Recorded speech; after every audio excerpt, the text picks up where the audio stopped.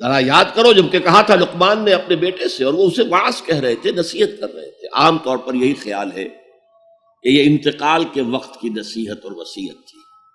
اگر تو یہ کسی نبی کے امتی ہوتے تو اس کا بھی نام لیتے، اس کا بھی اتباع کرو، سنت کو مضبوطی سے پکڑو. جیسے شیخ عبد القادر جیلانی کی وصایا ہے جو انہوں نے اپنے بیٹے کو کی، شاہ ولی اللہ دہلوی کی وصایا ہے. کسی نبی کے امتی ہوتے تو یہ کہتے، نبی ہوتے تو جو کتاب اتنی ہوتی کہتے تمسک بالکتاب، دیکھنا مضبوطی سے پکڑے رکھنا کتاب. یا خذ الکتاب بقوہ وآتیناہ الحکم صبیا، کتاب کو مضبوطی سے تھامو. اس کی کوئی یہاں تلقین نہیں ہے. اچھا، جزائے اعمال کے بارے میں تو کہا اعمال ضائع نہیں ہوں گے. انسانی اعمال نیکی کے ہوں بدی کے ہوں، ان کا نتیجہ نکل کر رہے گا. لیکن یوم قیامہ، آخرت، وزن اعمال، جنت، دوزخ، جو امور صرف نبی کے ذریعے معلوم ہو سکتے ہیں ان میں سے کسی ایک کا بھی ذکر نہیں. لہذا نہ وہ کسی نبی کے امتی تھے نہ خود نبی تھے. صرف فطرت، عقل سلیم، فطرت سلیمہ کی روشنی میں جہاں تک انسان پہنچ سکتا ہے اس کو یہاں بیان کر دیا. اب نوٹ کیجئے ایک نقطہ، سورہ فاتحہ جو ہماری نماز کا جزو لازم ہے اس میں یہی بات آپ کو ملے گی. ایسا شخص ہے جو پڑھ رہا ہے الحمدللہ، وہ کہہ رہا ہے حمد الحمدللہ رب العالمین، کل شکر کل ثنا اللہ کے لیے ہے جو تمام جہانوں کا رب ہے. الرحمن الرحیم مالک یوم الدین، ایاک نعبد و ایاک نستعین. اب اہدنا الصراط المستقیم جو کہہ رہا ہے وہ کاہے کے لیے کہہ رہا ہے؟ یہ کس شخص کو ریپرزینٹ کیا جا رہا ہے؟ کون ہے یہ؟ کس کی دعا یہاں نقل کی جا رہی ہے؟ یہاں قل بھی نہیں ہے، اور آخر میں قل اعوذ برب الفلق قل اعوذ برب الناس وقل رب زدنی علما، یہاں تو نہیں ہے.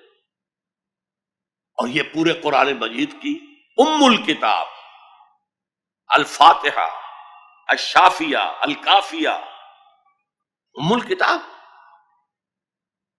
اس کا اصل مخاطب نوٹ کیجئے، قرآن مجید کا اصل مخاطب وہ سلیم الفطرت اور سلیم العقل انسان، جن کے اندر نیکی بدی کا شعور بھی موجود ہو، جو نیکی کی راہ پر چلنا چاہیں اور بدی سے بچنا چاہیں. وہ جو یہاں آیا پھر وہ اللہ سے عہد کر کے اللہ تیری ہی بندگی کریں گے، پرستش کریں گے، تیرا شکر کا حق یہی ہے کہ تیری بندگی کرے، تیرا ہر حکم مانے. البتہ یہ کام بہت مشکل ہے، زندگی کے ہر معاملے میں تیرا حکم ماننا آسان نہیں، لہذا تجھ ہی سے مدد چاہتے ہیں. ایاک نعبد و ایاک نستعین، جیسے کہ حضور ہر نماز کے بعد دعاؤں جو مانگتے تھے ان میں سے اللہم اعنی علی ذکرک و شکرک و حسن عبادتک، اے اللہ میری مدد فرما کہ میں تیرا ذکر کر سکوں، تیرا شکر ادا کر سکوں، کما حقک، جیسا کہ تیرا حق ہے، اور حسن عبادت کا حق ادا کر سکوں. اب وہ ہدایت جو مانگی جا رہی ہے وہ انفرادی بھی معاملات ایسے ہوتے ہیں کہ جن میں انسان گھبرا جاتا ہے کہ یہ نیکی ہے یا بدی ہے.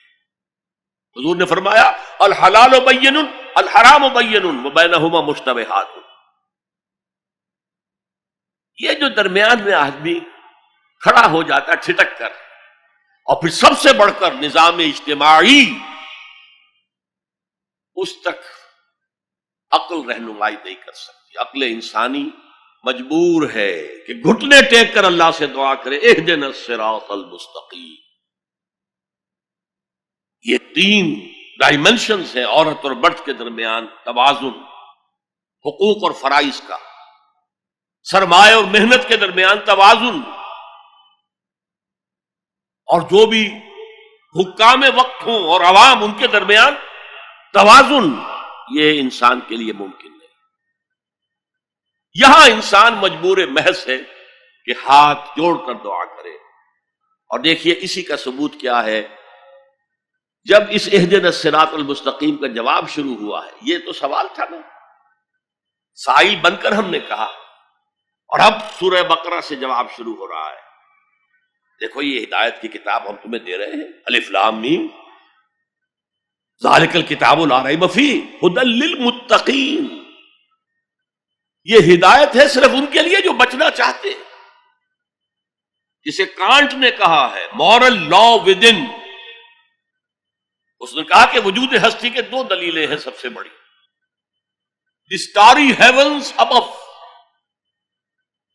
And the moral law within, ہمارے اندر مورل لا ہے، یہ اچھا ہے یہ برا ہے، یہ خیر ہے یہ شر ہے، یہ مورل لا ہے اندر۔ جن کا یہ مورل لا فطرت کی صحت و سلامتی کی بنیاد پر برقرار ہے، جو تمیز کرتے ہیں بھلائی اور برائی میں، ان کے لیے ہدایت ہے۔ اولاً وہی آتے ہیں سلیم الفطرت کو، ابو بکر اور عثمان رضی اللہ تعالی عنہما، والذین اتبعوہم بإحسان، پھر کچھ لوگ ان کے پیچھے پیچھے بھی آتے ہیں۔ ایک نمونہ دیکھ لیا، کچھ لوگ بڑھ رہے ہیں، یہ دوسرے درجے کے لوگ ہیں۔ قرآن مجید میں درجہ بندی بیان کی گئی ہے، السابقون الاولون من المہاجرین والانصار والذین اتبعوہم بإحسان رضی اللہ عنہم ورضوا عنہ۔ تو یہ سابقون الاولون جو ہیں وہ سلیم الفطرت، وہ سلیم العقل انسان ہیں، جو ان چیزوں تک پہنچ چکے ہیں، البتہ ابھی یقین کی دولت جو ہے حاصل نہیں ہوئی، اور یہی نقشہ کھینچا گیا ہے حضور کا، وَوَجَدَكَ ضَالًّا فَهَدَىٰ۔ ضال کا ترجمہ جو ہے گمراہ بھی کر دیا جاتا ہے، ضال اسے بھی کہتے کہ کوئی شخص کسی کے عشق میں دیوانہ ہو جائے، اور ضال وہ بھی ہے جو ابھی حق کی تلاش میں سرگرداں ہے، تو جو غور و فکر غار حرا میں ہو رہا تھا، حدیث میں آتا ہے تحنسو یتحنسو فی، جا کر آپ وہاں عبادت کرتے تھے، تو وہ عبادت کیا تھی؟ کان صفت تعبدہ فی غار حرا التفکر والاعتبار، غار حرا میں آپ کی عبادت کی صفت کیا تھی؟ غور و فکر کہ کائنات کیا ہے، وہی جس سے فلسفی، جن کوسچن سے فلسفی گریپل کر رہا ہوتا ہے، دو دو ہاتھ کر رہا ہوتا ہے، وہی حضور اس سارے فکر کے مراحل سے گزرے ہیں اور قریب پہنچ گئے ہیں، تو دروازے پر دستک دی ہے، دروازہ کھلا ہے۔ وَوَجَدَكَ ضَالًّا فَهَدَىٰ، پردے اٹھا دیے اور ہدایت دی۔ خليل بالقرآن هو إمامنا على هداية الله آمتنا، كلام ربنا هدايتنا، عطاء جبريل على رسولنا۔